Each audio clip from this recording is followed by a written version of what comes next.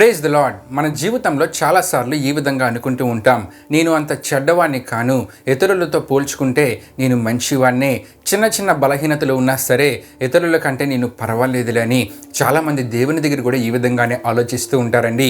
అన్ని విషయాల్లో బాగానే ఉన్నాను కదా, ఒక చిన్న పాపము చేస్తే ఏమైందిలే, ఒక చిన్న బలహీనతను దేవుడు అంగీకరించలేడా, అంగీకరిస్తాడులే అని చెప్పి భావిస్తూ ఉంటారు. నిజంగా చిన్న తప్పు, చిన్న పాపము మన జీవితాన్ని ఎంతగా ప్రభావితము చేస్తుందో ఎప్పుడైనా మనం ఆలోచించామా?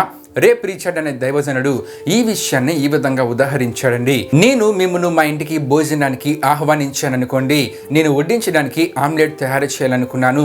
నా దగ్గర ఉల్లిపాయలు, కట్ చేసిన పుట్టగొడుగులు, మిరపకాయ ముక్కలు, చీజ్ సిద్ధంగా ఉన్నాయి.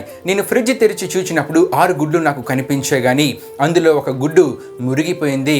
బయటకు వెళ్ళి గుడ్డు తేలేని పరిస్థితిలో నేను ఉన్నాను కాబట్టి ఆ మురిగిపోయిన గుడ్డుని కూడా మంచి గుడ్లతో కలిపి ఆమ్లెట్ వేసి మీకు వడ్డించాను అనుకోండి. మీరు తింటున్నప్పుడు ఏదో వాసన తేడాగా ఉందేంటని చెప్పి మీరు నన్ను అడిగితే నేను అసలు విషయం చెప్పాను అనుకోండి, మీరు ఆ ఆమ్లెట్ తింటారా? ఈ విధముగానే నీవు అన్ని విషయాలలో మంచిగా ఉంటూ చిన్న పాపమేలే పర్వాలేదులే అనుకుంటే నీ జీవితాన్ని కూడా దేవుడు అంగీకరించడు అని చెప్పారండి. నిజమే, బైబిల్ చెప్తుంది, పులిసిన పిండి కొంచెమైనను ముద్ద అంతయు పులియజేయనని. ఇశ్రాయేలీయులకు దేవుడు చెప్పారు, యెరికోలో మీరేమీ తీసుకోకూడదని. కానీ ఆకాను మాత్రము బంగారాన్ని, వస్త్రాన్ని దాచుకున్నాడు. అతని దృష్టికి అది చిన్న పాపముగానే కనబడిందండి. ఇశ్రాయేలీయులు తర్వాత యుద్ధానికి వెళ్ళారు, ఓడిపోయారు, 36 మంది మరణించారు. యెహోషువ దేవునికి మొరపెట్టినప్పుడు, శపితమైనది మీ మధ్య ఉంది, మీలో ఒకరు నా ఆజ్ఞను మీరారని చెప్పి దేవుడు యెహోషువకు బయలుపరిచారు. ఆకాను పాపము బయటపడిందండి. ఆకాను చిన్న పాపమే అనుకున్నాడండి, కానీ ఆ చిన్న పాపము ఇశ్రాయేలీలందరూ బాధపడడానికి కారణంగా మారింది. 36 మంది మరణించడానికి కారణంగా మారింది. చివరికి ఆకాను కుటుంబ మరణానికి ఆ పాపము దారి తీసింది.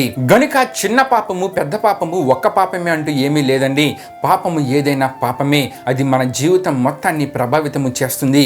మరి మనము ఏమి చేయాలంటే మన జీవితాన్ని ఎప్పటికప్పుడు పరిశీలన చేసుకుంటూ పాపానికి దూరంగా ఉంటూ, ఒకవేళ పాపము మనలో ఉంటే దాన్ని విడిచిపెట్టి దేవునికి ఇష్టమైన జీవితాన్ని జీవించాలి.